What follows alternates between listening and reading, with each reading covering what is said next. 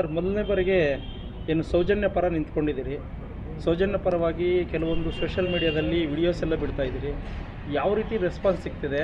ಮತ್ತು ಅನ್ಯಾಯ ಎಸಗಿರೋರ ಕಡೆಯಿಂದ ನಿಮ್ಗೆ ಏನಾದರೂ ಬೆದರಿಕೆ ಕರೆಗಳೇನಾದರೂ ಬರ್ತಾ ಇದೆಯಾ? ಸರ್, ಕರ್ನಾಟಕ ರಾಜ್ಯದಲ್ಲಿ ಪ್ರತಿ ಮನೆಯವರು, ಒಂದು ಮನೆ ಬಿಡ್ದಿರೋ ಪ್ರತಿ ಮನೆಯವರು ಸೌಜನ್ಯ ಪರವಾಗಿ ನಿಲ್ಲಬೇಕು. ಇದೇ ಧರ್ಮ. ಇಂಥ ಜಾತಿ ಇಂಥ ಧರ್ಮ ಅನ್ನೋದಲ್ಲ, ಸೌಜನ್ಯ ಪರವಾಗಿ ನಿಂತ್ಕೊಳ್ಳೇಬೇಕು.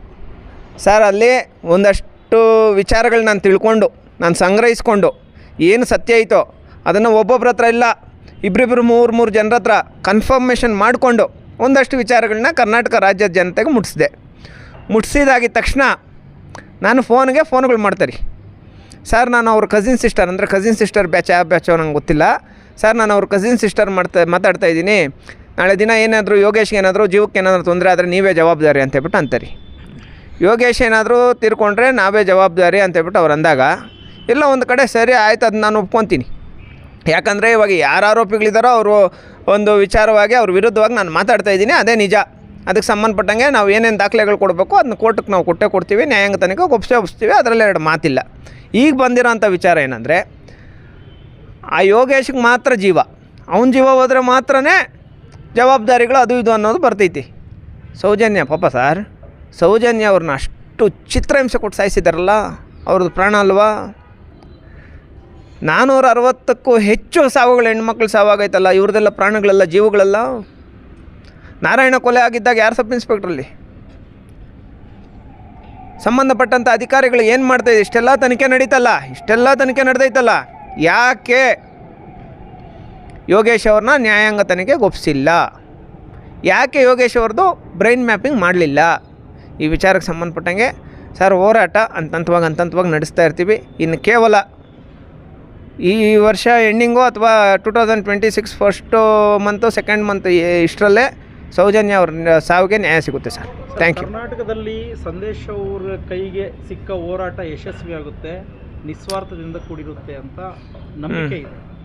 ಆ ನಂಬಿಕೆಯ ಒಂದು ಉದ್ದೇಶದಿಂದನೇ ಸೌಜನ್ಯ ಹೋರಾಟಕ್ಕೆ ಕೈ ಎತ್ಕೊಂಡ್ರ ಸರ್? ಅಂದರೆ ಒಂದಷ್ಟು ಇನ್ಫಾರ್ಮೇಷನ್ಸ್ ನನಗೆ ಸಿಗಲಿಲ್ಲ ಅಂದಿದ್ರೆ ನಾನು ಮಾತಾಡ್ತಾ ಇದ್ದಿಲ್ಲ ಸರ್. ಪಕ್ಕಾ ಮಾಹಿತಿಗಳು ನನಗೆ ಸಿಗಿರೋದಕ್ಕೇ ಇಷ್ಟು ಧೈರ್ಯವಾಗಿ ಬಂದು ಮಾತಾಡ್ತಾ ಇದ್ದೀನಿ.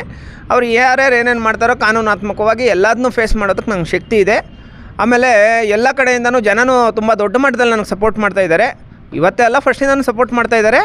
ಬಟ್ ಸೌಜನ್ಯ ಅವರ ಪ್ರಕರಣನ ನಾವು ಕೈಗೆ ತಗೊಂಡಾಗಿಂದ ಜಾತಿ, ಧರ್ಮ, ಅದು ಇದು ಎಲ್ಲ ಬಿಟ್ಬಿಟ್ಟು ಪ್ರತಿಯೊಬ್ಬ ಸಮುದಾಯದವರು ನಂಗೆ ಸಪೋರ್ಟ್ ಮಾಡ್ತಾಯಿದ್ದಾರೆ ಸರ್. ಸರ್, ಸಂದೇಶ್ ಅವ್ರಿಗೆ ಸರ್, ನನಗೆ ಗೊತ್ತಿರೋ ಥರ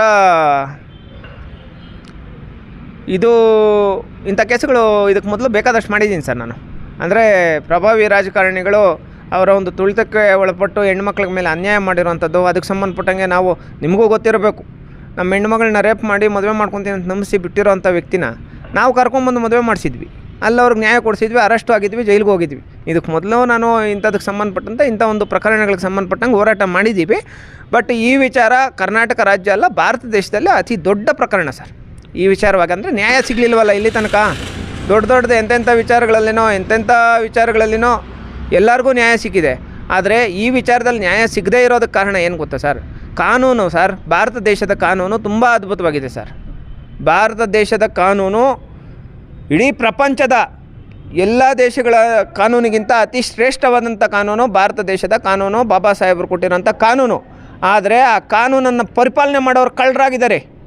ಆ ಕಾನೂನನ್ನು ಪರಿಪಾಲನೆ ಮಾಡೋಂಥ ಪೊಲೀಸ್ ಇಲಾಖೆ, ಅಲ್ಲಿರೋಂಥ ಪೊಲೀಸ್ ಇಲಾಖೆ, ಆಮೇಲೆ ಓವರಾಲ್ ಭಾರತ ದೇಶದಲ್ಲಿ ನಂಬರ್ 1 ಸ್ಥಾನದಲ್ಲಿರೋಂಥದ್ದು ಕರ್ನಾಟಕ ರಾಜ್ಯ ಪೊಲೀಸ್ನವರು. ಆದರೆ ಮಂಗಳೂರು ಪೊಲೀಸ್ನವ್ರು ಮಣ್ಣು ತಿಂತಾಯಿದ್ದಾರೆ.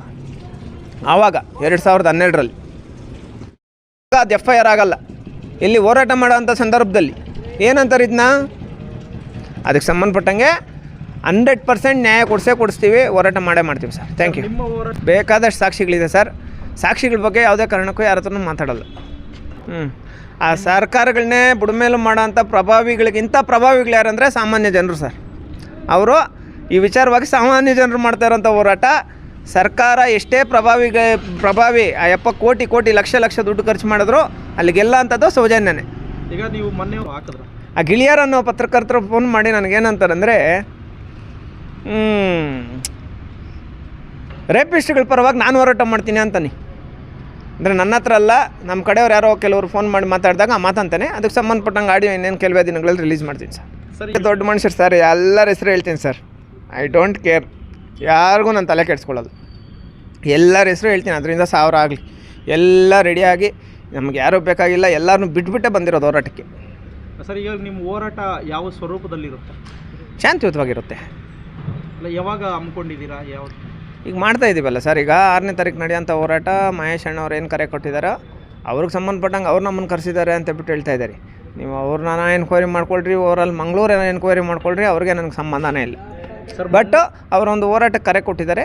ಆ ಹೋರಾಟದಲ್ಲಿ ಅಂದರೆ ನಾವು ಸೌಜನ್ಯ ಅವರ ಪರವಾಗಿ ನಡೀತಾರಂಥ ಹೋರಾಟ ಯಾರೇ ಕರೆ ಕೊಟ್ಟರು ಭಾಗವಹಿಸ್ತೀವಿ ಸರ್. ಸರ್ ಮಂಗಳೂರು ಅಂದ್ರೇ ಕೋಮುಗಲಭೆಗೆ ಒಂದು ದೊಡ್ಡ ಹೇಳಿ ಮಾಡಿಕೊಟ್ಟಂಥ ಒಂದು ಸರ್, ಕೆಲವು ಕೋಮುವಾದಿಗಳಿದ್ರು ಮಂಗಳೂರಲ್ಲಿ ಹಾಲಿನಂಥ ಜನ ಇದ್ದಾರೆ ಸರ್, ತುಂಬ ಒಳ್ಳೆಯವರು ಇದ್ದಾರೆ ಸರ್, ತುಂಬ ನಿಯತ್ತಾಗಿರೋಂಥವ್ರು ಇದ್ದಾರೆ ಸರ್.